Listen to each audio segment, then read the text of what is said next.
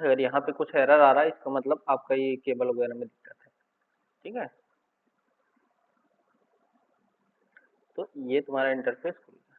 खुलने के बाद आपको क्या करना, सबसे पहले कोई भी एमएमसी हो आपको लगाना है। लगाने के बाद उसे करना है आइडेंटिफाई।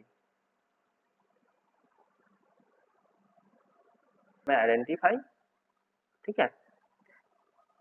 आइडेंटिफाई करने के बाद इस फोन की फाइल का हमें बैकअप बनाना है। ठीक है, बैकअप बनाने के सबसे पहले हम बैकअप ही बनाएंगे। तो यहाँ देखो ईएसडी सीएसडी टिक है और यूजर एरिया टिक है, बूट वन बूट टू। ठीक है, ये दो दो चारों पे सिलेक्ट होना चाहिए। अब मतलब पहले से टिक रहता है, हाँ टिक है, नहीं है तो यहाँ ऐसे कर लो। ठीक है, अब क्या करना है आपको, यहाँ पे देखो लिखा हुआ यूजर एरिया। अब यूजर एरिया में देखो यहाँ पे ऑटो पर है। ठीक है, अब ऑटो का मतलब है आपकी, अभी तो देखो ये तो हमें लगता है 16 GB की रही होगी, है ना। यहाँ पे देखो लिखा है ना 14.5, तो ये 16 GB की है। इसको अगर 16 GB आप रीड करो कम से कम लग जाएगा 1 डेढ़ घंटा। आपकी मेमोरी इतना ज्यादा आ रही है, 128 GB आ रही है, 64 आ रही है। तो अगर कोई कस्टमर कह रहा भैया हमारा जो फोटोज और वीडियो है ना वो भी डिलीट नहीं होना चाहिए और हमारा फोन रिपेयर हो जाना चाहिए, है ना, तो आप क्या कर सकते हो, यहाँ ऑटो ले सकते हो। क्या लोगे, ऑटो। तो उसमें तुम्हारी फोटोज वीडियो हर चीज आ जाएगी। लेकिन भैया वो कह रहा हमारा रिपेयर करके दे दो, बस आप थ्रेड को ऑन करके दे दो। तो आप कम से कम ये जो ऑटो है सिर्फ हमें रिपेयर करने के लिए कम से कम आप 512 MB का बैकअप बना लें। ठीक है, 512। अगर आप 512 MB का बैकअप बनाते हो, बैकअप बनाने के बाद जब हम राइट करेंगे तो हमें फोन को फ्लैश करना पड़ेगा ऊपर से यूएसबी के थ्रू। बताया था ना यूएसबी से फ्लैश करती है तो आपका सेट ऑन होगा। और अगर आपका फोन जो है मान लो हैंगिंग में है, कई बार क्या होता है फोन हैंगिंग में है, बस इसे सही करना है, तो हम क्या कर सकते हैं, हमें फ्लैश भी नहीं करना पड़े। अब उसकी जाहिर सी बात है अगर वो हैंग कर रहा है तो फ्लैश फाइल तो हमारी ओके ही है ना। फोन ऑन हो रहा है, हैंग हो रहा है या रिस्टार्ट हो रहा है मान लो, तो इसका मतलब उसकी फ्लैश फाइल ओके है। तो आप क्या कर सकते हो, यहाँ पे लिखो लिखा हुआ लिखा है, इस पर क्लिक कर देना है। इस पर क्लिक करने के बाद ये चारों टिक करके यहाँ रीड पर क्लिक करना है। 512 से करेक्ट रीड कर लेंगे, इससे क्या होगा जल्दी भी हो जाएगा।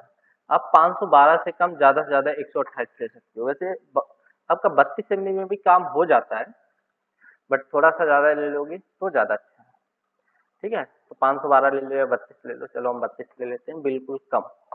ठीक है, बिल्कुल कम ले लेना है। रीड पे क्लिक करता हूँ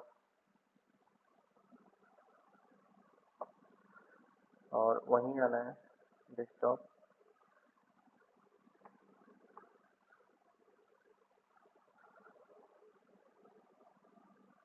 अभी तो स्पीड आ गई,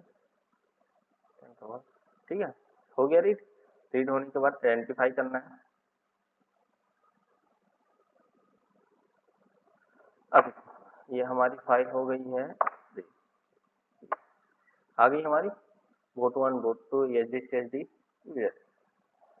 ठीक है, आने के बाद अब दूसरा क्या रीड करना है इसमें, पहले तो हमें डंप ही बनाना है। कोई भी फोन हो एमएमसी को फॉर्मेट नहीं करना है, पहले पहले इसका बैकअप बना लेना है आपको। आइडेंटिफाई करने के बाद आपको आना है यूजर एरिया पार्ट।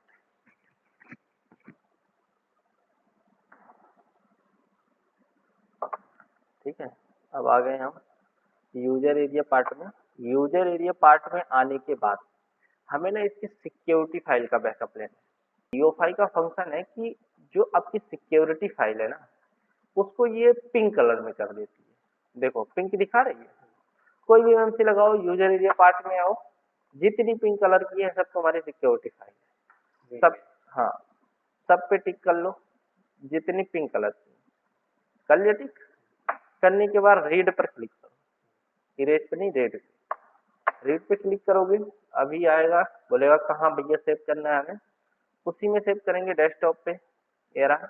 और इसमें फोल्डर बना देंगे सिक्योरिटी।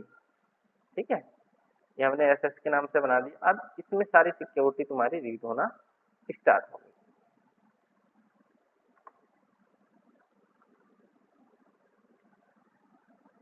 अब इसके बाद आपको क्या करना है, तीसरा स्टेप इसे आइडेंटिफाई करना है दोनों को। हाँ, अब देखो ये एमएमसी, अब ये तुम्हारा बैकअप बन गया। अब अगर ये एमएमसी तुम्हारी तोड़ के फेंक भी दो ना, दूसरे एमएमसी लाओगे, उस समय मैं आपका ये डंप डालूंगा, ये सिक्योरिटी डालूंगा, लगाने के बाद फोन फ्लैश करूंगा, वो फोन ऑन हो जाएगा।